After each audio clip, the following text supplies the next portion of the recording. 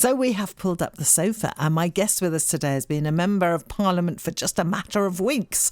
Tom Hunt is the Conservative MP for Ipswich. He's the county's newest MP. This is our chance to find out a bit about him rather than to talk politics. I'm not sure which is the most scary, is it to be asked about a topic than Tom, or for me to be delving into your past and talking about you? I'm sure you find something. It's hard to predict with confidence what the issue would be, but I'm sure a bit of gossip, you mean? There'll be an issue, I guess. Yeah, I'm not sure what that would be yet. But isn't that's the really tough thing, isn't it? MPs are coming under real difficult times with social media and things. Did that make you think twice before even wanting to be an MP? Not really, but it is difficult to switch off. You know, it is difficult to switch off as a Member of Parliament. But I think that's the nature of the beast. Really, nobody forces you to do it. You do it because you want to do it, and it's a great privilege, really. But it does come with challenges. Steep learning curve? It is, and I think probably it does take a fair bit of time to. It's important there is a balance, and that you do have some time to recharge your batteries, etc., etc. And I think it probably take a little bit of time to figure out how best to do that, whilst at the same time being as effective as possible as a Member of Parliament. How long have you counted the days? How many days have you been MP?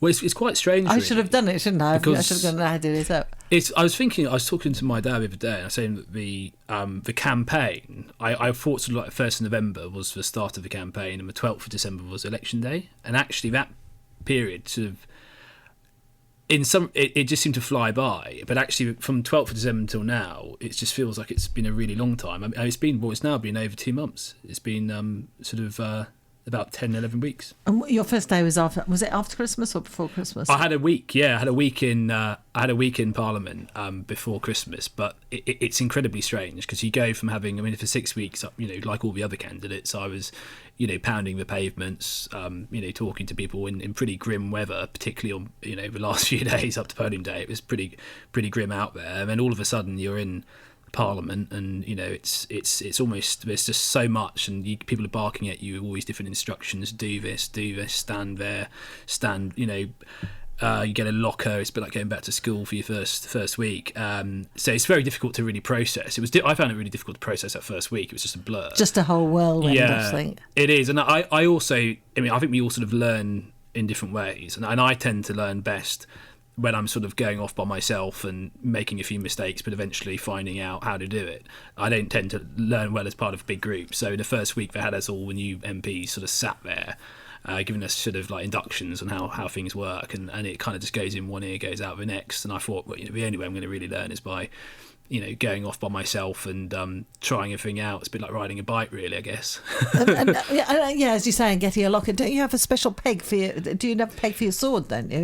No, I don't have that, but I do have there is a members' cloakroom for jackets, and there's a sort of Ipswich cloak hanger in the members' room, and I'm next door but one to Jeremy Corbyn, actually. I've yet to see a jacket on his coat hanger, and I don't see much of him in there at the moment, but maybe I will in future, because obviously he's standing down from being leader, so I imagine he might be hanging around there a bit more. What was it like to step in and actually into the house itself for that first time?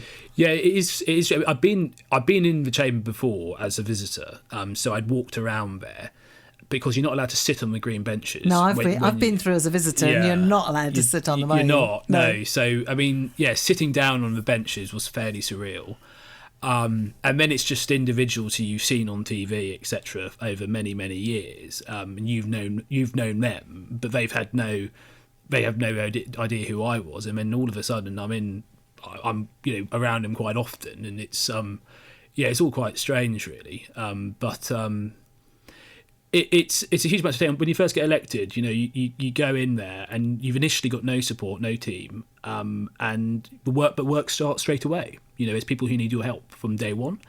And I remember seeing a sort of green bag that thick of letters and letters from constituents, people I had to reply to straight away. So there wasn't really much time to reflect upon it after a result. It was pretty much, there you go. And then Christmas, obviously, we had some time off over Christmas. So I was actually busy on Christmas Day and Boxing Day with a few visits, but there was some time in there where I could, have a few lines, etc. But because you haven't really set your office up or anything like that, you can't really properly relax, because you know you've got all this stuff to do and you want to do it, get on top of it. So it was But I guess as a new MP, you don't even know about how to set up your office. I mean, you're wanting to make your mark as well. So people are already asking you questions about how what you think of this road, or what you're thinking about the Orwell Bridge. And so you've got to have those opinions formed already, haven't you? You do. I mean, obviously, I was the candidate for a little while before I became the MP. So I already had fairly strong views when it came to many of the, say, the transport issues in Ipswich. So, I mean, pretty much, the train started going off the rails, metaphorically speaking, pretty much straight away after I got elected, and I was having to respond to major issues on the rail track. So I mean, it is difficult. You've got to be a bit of a generalist if you're a member of Parliament. You've got to get your head around a lot of detail to do with a huge range of different issues. Like one day you could be talking about the hospital with people who are experts and have a career working in health, but then the next moment you'll be having a meeting talking about the rail track with Network Rail and the intricacies of the technicalities of why there's been so much disruption. So it's you've got to be a bit of a generalist, but you can't know everything. But I like to think as a member of Parliament, you've got to know enough to know when somebody's misleading you, they're not telling you how it is, and you need to be prepared to call them out when that happens. It's a tough balance as well, isn't it? Working out what your role is within Westminster and your role locally as well. And MPs have fallen, haven't they, with that? Because it's really, if you get demanded to do something nationally, it's really tough when you're wanting to look after your own constituents. Well, I think it's always important to remember that as a member of Parliament, your constituency only has one voice in Parliament. There's only one person who can go into Parliament and speak up on behalf of the town of Ipswich. Of course, Dan Poulter represents 3 wards to the north, but the bulk of the town, there is only one person who can go in there and speak on behalf of those people. So you have to remember that every single day you're going into Parliament. And going back to that cloak hanger, going back to where we hang up our cloaks, it doesn't say Tom Hunt there, it's Ipswich. And my coat only hangs up there for as long as the people of Ipswich want it to hang up there. At the moment, it's my coat up there. If I don't do a very good job, it'll be somebody else's coat up there. So I have, what I do in Parliament, when I stand up and speak in Parliament or table a written question, I have to ask myself, how is this related to my constituency? How is it related to my constituents? Of course, there'll be other issues that I feel passionately about. And of course, I am a part of a national legislature as well. So, there's only 650 of us, and as well as representing my constituency, we also have a role, potentially we could vote for the country to go to war, etc. So you have to also realise there's some national responsibilities as well. And I do like to think that I'm a bit of I've perhaps got it in me to be a bit of a crusading MP. I think I like to get my teeth stuck into things, like injustices, things I don't think are right. I've been active with a few of those issues already, and I think there's some more on the horizon potentially as well. So you're not frightened in coming forward? No. I mean, I'm not. I'm always. I think people might like me, they might not like me, but I think at the very least, I think they'll know that I'm active, and I'm in the mix, and I don't, and I will say what I think needs to be said.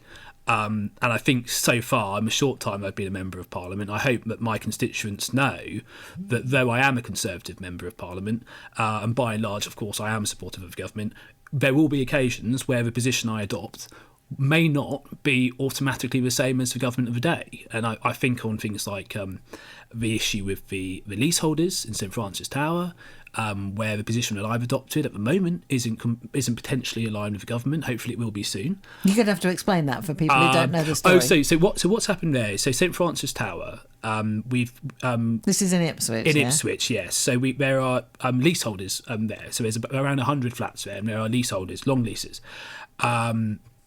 In 2005, 2007, the freeholder of the tower block put in new cladding on the tower, which was unsafe cladding. It didn't meet the specifications then and not now. And after Grenfell, it had to be removed, understandably.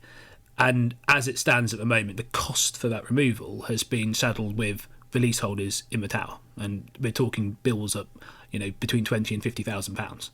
And I think it's completely wrong that they're being asked to pay that, because hypothetically, if you got a lease in 2002, and then in 2005, the freeholder who owns the tower block had decided to put that cladding on, and you'd objected as a leaseholder, you wouldn't have had any power to stop them. I think the problem is it's not the same cladding as there was. As a type on, which is why they've ended up, but there's not been the law to say they have to change it. Yes, there's a £200 million fund to cover the type of cladding that was on Grenfell Tower, but it doesn't extend to the type of cladding that was on St Francis Tower. So I'm hoping it's just a bit of an oversight, and the government in the budget will address that. That's my hope. Okay, so watch this space. So, and did they come to you? Or was that one already in your green folder when you took on the post? Well, in fact, my first surgery, I had two individuals who were leaseholders who are also constituents came to visit me. That was the first I knew of it. And then from then, there was a Westminster Hall debate sponsored by Hilary Benn, which I took part in. And actually now I've joined the APPG for leaseholders. The APPG? It's so easy. I'm already talking in this Westminster jargon. It's not exactly a good start. But all-party parliamentary group. Essentially, It's a group of cross-party MPs and from House of Lords peers as well, and we campaign on issues. But I've joined the APPG for leaseholders, and I'm actually beginning to see there's a whole load of issues to do with leaseholders. It's not just this issue in St Francis Tower. There's other injustices as well. And we've got a strange system in England and Wales, different to what we've got in Scotland. We've got common hold, which is a slightly different way of doing it, which I think may be a better way of doing it. So I'll be looking into that. But I didn't really think I'd be looking into that issue in great detail when I was elected. But it's one of those things, you've got to respond to issues in your constituency. It's all a learning curve, isn't it, as you said? It is. You've been in Parliament 70 days, apparently, so Johnny's been doing the exactly 70 days. Now, something that we've been doing with our guests the past week or so is getting them to tell us a confession. So this is something people might not know about you, and we've mixed it with another couple, or something like that telly programme, Would I Lie to You? So we have 3 confessions now. One of these is true, and if people want to take a guess, feel free, but we'll tell you, we'll reveal the answer at the end of the show. So do you want to read them out for us? Okay, so one is, when I was born, I was the heaviest baby in the whole of Ely. Number 2 is, because I was such a bouncing baby, I won the Sun newspaper's Bouncing Baby of the Month competition. And the third possibility is, one of the things I'm passionate about is flower arranging. However, it's been hard to fit it in with a new job. And I guess you haven't had a lot of spare time to do any of your hobbies, have you? No. In fact, I went to a cinema yesterday. It was the first time I've been to cinema for 2 years. Was it? Yeah. What did you go and see? 1917. Was it good? Very good. It's a sort of film you really ought to watch at the cinema. So it was quite nice, actually, just having a day off and, getting some popcorn. And I didn't realise how expensive it is, though, to get to cinema. Popcorn? It's £18. So it's £10 to get in. I mean, £8 for the Coke. Maybe I think that needs to be a debate. Yeah. On the Sofa with Lesley Dolphin on BBC Radio Suffolk. Suffolk's newest MP, Tom Hunt, is my guest on the sofa today. Are you one of the youngest? I read somewhere that you must be one of the youngest MPs there as well. One of the youngest, but there's actually... Are you the youngest? No. There's actually there's a fair few who are younger. There's one who's like 24. Yeah. And you're just into your 30s, is that fair? 31. I mean, I think we actually ended up winning quite a few seats we weren't expecting to win. Second cup of tea, or is it coffee? Second coffee. Okay, second coffee. Wow. Second coffee. It's been a long day. That's right. You've had a surgery and all sorts of stuff. I have. And constituency work today, yeah? Yeah, it was. Yeah, I had a surgery this morning, and I went to Boots in town as well. Actually, to talk to them about the new phone line 111. Oh, okay. Yeah. Oh, is this because they? Are they doing? I know that they're going to start doing prescriptions, aren't they? Yeah, as well? I mean, I think it's just part of. I think it's just one of the ways in which we can try and take off some of the pressure on GP appointments. Often, it's not always necessary. Sometimes it is. Sometimes it's not. Sometimes you can actually go, to a pharmacy and get the advice you need there, and also prescriptions you need there as well. So I think it's to try and signpost people. So Boots going to be becoming part of that then? Is that yeah. So I was just learning about how things have changed for them and the increased activity they've had over the last few months. Okay, yeah, because one of the other stories in the news today is also about prescription drugs, isn't it? About them being shortages of prescription drugs.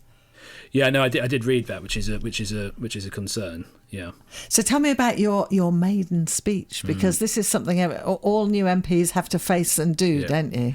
It is. I mean, in some respects, it's the hardest speech you ever have to give, and in some respects, it's the easiest speech. It's the hardest speech because you're standing up in quite an imposing place, and all your words are being recorded. And it's it's fairly daunting. They're there for posterity, aren't they? I think and they're in the what's the book? I can't remember. Hansard. Hansard. That's right. They're written in Hansard. But then in some respects, it's quite an easy speech because convention is that you don't get interrupted. So you don't look across and see lots of angry people looking to interrupt you. Everyone looks pretty chilled out on the opposite side, and everyone around you is all patting you in the back, and because they know it's quite nerve-wracking. So, and you get to really talk about what you want to talk about. You don't have to necessarily talk to a debate. You do have to a little bit, but you can talk about your constituency, talk about what brought you to politics, and the things that you're really passionate about. So I ended up really quite enjoying it when I got into it, and in fact I did 2 speeches quite quickly after that. So I've now done 3 speeches, which is quite a lot for a newbie. In fact, not all of the new MPs have done their maiden speeches. So I was said, you've done quite a lot. So you got there quite quickly. Is that a bit of advice? Do you get advice from some of the old hands? Well, what happens though, it's quite peculiar how they decide who speaks when in a debate. Because it's basically at the discretion of the speakers, and they decide who goes first and who speaks at the end of a debate. If you're a newbie, you tend to go towards back, particularly if you've done your maiden speech. And also, the more you speak, apparently, the more you get pushed towards the back. So I did my maiden speech, and then I spoke on the hospital, I spoke on the NHS debate, and then I spoke on the Global Britain debate, where I was talking about our ports and why we need better infrastructure. And then I thought I've done 3 speeches now. I've got a lot of other stuff to get my teeth stuck into. I've done some Westminster Hall debates speeches, but I've done 3 speeches in the chamber, and then the Westminster Hall activity, which is separate from the chamber, but it's still important. So you didn't get too heckled? No one fell asleep with it for any of them? No, I haven't actually had any sort of like aggressive interventions yet made on me, which is quite surprising. I've made one sort of what I would hostile intervention. Like, I sort of say hostile intervention. It wasn't that hostile, but it was it was to do with it was in a debate on Brexit, and I intervened on a Labour MP. But I haven't been. I've been intervened on by my own side, but that's been fairly chilled out. But I mean, I imagine I've got some hostile interventions coming at me when I get back to Parliament next week. So, and your maiden speech, I think, was partly about the subject that is your passion as well, isn't it? So this is special educational needs, isn't it? Yeah. And it's because I think that you had quite a tough time. So reading, maths, so it's dyslexia and dyspraxia as well. You have both of those as challenges. Yeah, I mean, I had quite a difficult time at school, so I repeated reception, which is quite unusual to repeat reception. I think. So is that the first year? So So I mean, like a lot of schools are quite reluctant to for kids to repeat reception. I can understand that really, because you make friends with a peer group, and then do they all disappear and you end up? Yeah, I mean, I had a new load of people, and it's pretty straightforward stuff. Reception, you just drawing pictures and stuff like that. It's not that challenging, so usually people can get through that. But I was just 4 because I was 31st of August. And I was just turned 4. Plus, I had so really young within the group, with some disabilities as well. So I had, and then I was 12. I had a reading and writing age of an 8-year-old diagnosed with dyslexia, dyspraxia, and was said that I wouldn't be able to stay at my school unless I made pretty rapid progress. And then from that day forth, changes were made to my learning. I was taken out of French, given my own. Learning special educational needs support, had my own sessions. I got the support I needed. Plus, in addition to that, I really just sort of gritted my teeth and said, right, I've got to work harder than everybody else to turn this around and to stay afloat. And then I did. But no, I'm really passionate about kids with special educational needs getting the support that they need to achieve their true potential, and that's too many occasions at the moment where it's not happening. Do you think it should have all been spotted earlier? Because 12's quite old, isn't it? And by then you probably have made. You probably feel bad about yourself, do you? If you're not keeping up with your peers, you don't. I guess you don't understand why. For a start, I did. I felt thick when I was younger. I felt like I wasn't achieving. I couldn't understand why I couldn't process things in the same way that other people were. I just couldn't understand it. It frustrated me. And actually, sometimes I got quite angry because I just felt like, why isn't this happening? Because I felt like I had capability, but I just didn't understand why I wasn't keeping pace. So it was quite upsetting. But then I got that support. I think it is about diagnosing it as early as possible. But dyspraxia is an interesting one. Because that's you can't tie shoelaces, and it's the math side of things. Is it that sort of thing? Being poor with steps and sequences, being a non-linear thinker, bad short-term memory, good long-term memory, poor coordination, I think bad organisation, having a messy room and things like that. But my mum thinks that's just me making excuses. But I think it's those sorts of things, and there's less awareness of dyspraxia than dyslexia, and in fact many adults have dyspraxia, but it's undiagnosed. And one of the things that I mentioned those APPGs earlier. Another all-party parliamentary group I'm involved in at the moment is the all-party parliamentary group on dyspraxia. I'm working with a Labour MP who's also got dyspraxia on that programme, and we are looking to commission a report that will look at dyspraxia throughout society, not just at schools, but also amongst adults, because many adults have dyspraxia, they just don't know it. And I'm passionately of the view that those with special educational needs, giving the right support, this isn't just about them achieving average results, this isn't just about them being par for the course, this is about them flying potentially, because this is just about people's brains being wired differently. I felt like mine was a bit, we process things differently, not in a better way, worse way, just differently. And I think it's about having an education system that enables that difference to flourish, and it's difficult. It's not always straightforward. There are strong opinions on this, and you've got to fund it properly. But that's why I think probably that's what puts fire in my belly more than anything else. This issue. So that's one of the things. I know you've already visited various schools in Ipswich, haven't you, as well? And so that's one of the things that you definitely want to try and make a difference with, because I guess as an MP, you've come into this and you want to make a difference. Is that the idea? I do. And I was thinking about, so they've got the select committees, which is the parliamentary select committees, which are basically small groups of members of parliament, and they are Parliament's way of holding certain departments to account. And I was thinking about which select committee I wanted to put myself forward to. There are certain committees where I felt like I had more working knowledge, more in detail knowledge. I think transport might actually be one of those, and I was thinking about transport. But I ultimately thought to myself, two things. What's most relevant to my constituency? And what sits well with the needs of my constituency, and I felt education does there. And then I thought, what am I really passionate about? Because I think you can't learn passion. You either have it for something or you don't. You can learn facts, you can learn knowledge, but you can't learn passion. And for me, education, opportunities for our young people is the thing that I'm most passionate about. So I thought, I'm going to go into that. And I have spoken about my experiences. I don't necessarily want to overdo it, but I did want to share a bit about my struggles, and I have been contacted by lots of people, actually not just from Suffolk but all over the country, who've written to me saying that they've got children who've got my difficulties and they're not currently getting the education that they need, and it's really hard to achieve things in politics sometimes, and sometimes it's a bit overwhelming, because it's great that some people are looking at me and thinking maybe I can change things. I don't know whether I can or not. All I can say is that I'm passionate to, and I'll do my best to, and I'll be on this education select committee, and and I think we're going to be looking at special educational needs quite early on. I mean, in a way, but you're a good role model as well, aren't you? Because I know you had lots of support, and there was a particular support worker who was a really big help to you as well. But you've gone on to uni, you've gone on and done and studied and done a master's, haven't you, as well? Yeah, so I ended up being successful academically. I got pretty good GCSEs, pretty good A levels. I went to Manchester University to history and politics, so in Oxford to do Russian history. But the other thing is I went to an independent school.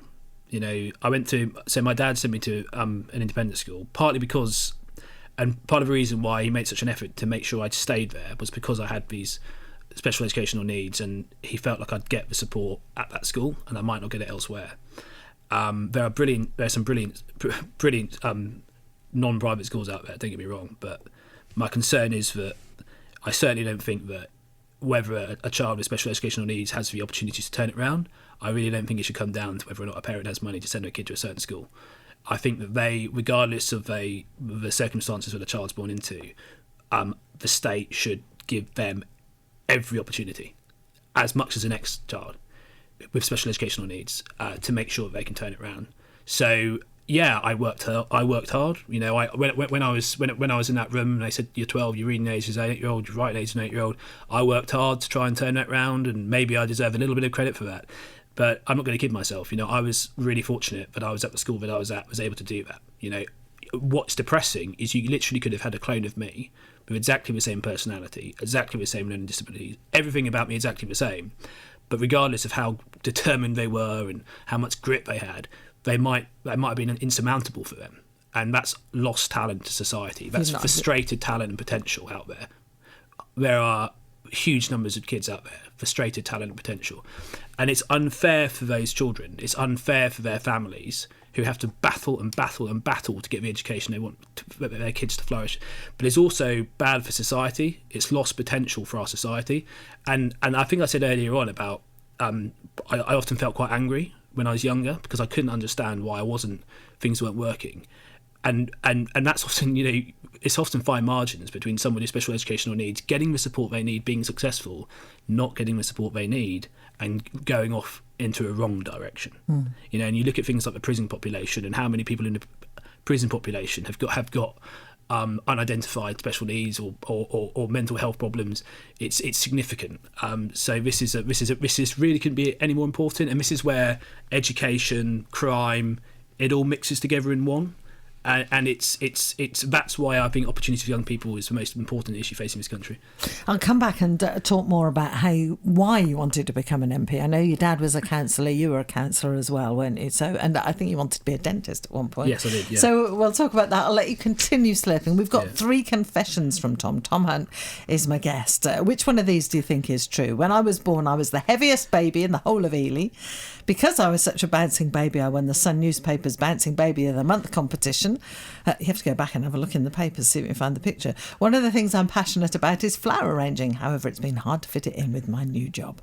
One of those is true. 2 of them are wrong. You can have a little guess and we'll tell you the answer in about 10 minutes. Guest with us on the sofa, Tom Hunt, Conservative MP for Ipswich. In the recent general election, he took his seat. But I want to know, Tom, how come you wanted to be an MP? Because originally it was a dentist, wasn't it? But I think you had to give up chemistry, was that, so you couldn't do it? Yeah, no, so I wanted to be a dentist. I don't really know why, actually. I think I just sort of got into my head that I wanted to be a dentist when I was doing my GCSEs. And, I was quite good at science GCSE, and I thought, I'll set my A-levels up so I can become a dentist. So I did chemistry, biology, geography, history.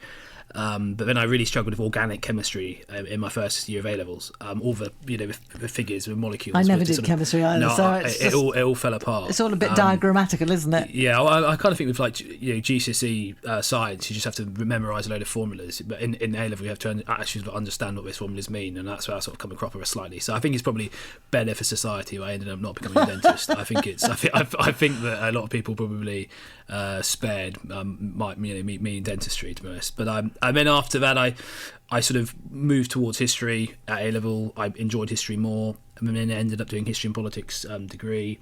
I think it was my father was he is a county councillor, and he has been now for about 20 odd years, I think, maybe even longer than that. But then I'd always been interested in history, politics, going through school. I didn't necessarily think I wanted to go into it. I became a councillor really quite young. I was 22 when I became a councillor, and it was really that campaign. So it was a councillor in Ely in Cambridgeshire, and I was passionate. I mean, it's a lovely place, Ely. I always liked growing up there, but it didn't have anything for young people. So, and I was standing in quite a youthful area of the city, and I made a big campaign about trying to get more things for young people: a cinema, leisure centre, better change stores, all this sort of stuff. Because I know change stores aren't. I like independent stores, but there were like none in Ely, and I just thought felt like it was the end of the world. Yeah, I mean, young people we were going to have to go to Cambridge for everything. So, but I really enjoyed the campaign when I became a councillor, like getting elected, the process of going out, knocking on doors, all of that. The whole sort of notion of representing people in an area, I enjoyed and was passionate about. And I remember when I got elected as a councillor, I just found it's quite an emotional moment because you see your name on the ballot box and people are voting for you, and it's just like, oh wow, people have actually voted for me, and they want me to represent them. So I became a councillor at 22, and then I got stuck into that for a few years and got interested in politics, and thought that's what I wanted to do. And I thought being a member of Parliament would give me the best opportunity to represent people and push for change and things I'm passionate about. And you worked for various people to sort of get the experience as well, didn't you? Yeah, I mean, I do have quite a political background. Some people criticise that and say, would say I'm a career politician, etc. But I think ultimately politics is about delivering things for people you represent. And I think that has got to be the key focus. We've had a lot of members of Parliament who have come from political backgrounds who've been brilliant. Some have been useless. conversely, we've had a lot of people who've been completely new to politics and had no political background, became an MP, and were terrible as an MP. They didn't know what the job involved. But we've had some who've been brilliant. So I think it's about I think it's the individual that matters really when it comes to whether you're going to be a good MP or not. So I like to think, particularly my most recent role, which was heavily about infrastructure, skills, housing, does mean that I have a lot of knowledge when it comes to transport, housing, skills, agenda, etc. So, and already I like to think I'm drawing upon that knowledge to help me in my new job, representing the people of Ipswich. And how about the fact that because you're not, as you've already said, you're not from here, and you came in to get the MP's job, didn't it? So how do you persuade those people who live here that you really do care about the area you're representing? I think the first thing is I think I'm pretty East Anglian. I mean, I don't think I could be much more East Anglian.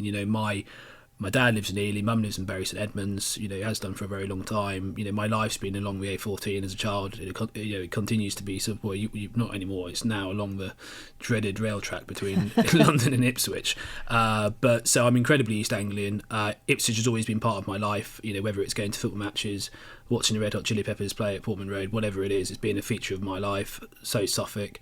And I've now lived here, continuously for now 16 months.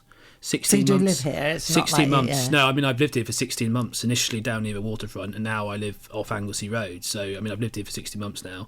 And I've probably, since I've been here, I've spoken to probably 20,000 people in Ipswich. As far as I'm concerned, it's my hometown. As far as I'm concerned, it's my home. And I'm passionate about the town and the people who live here.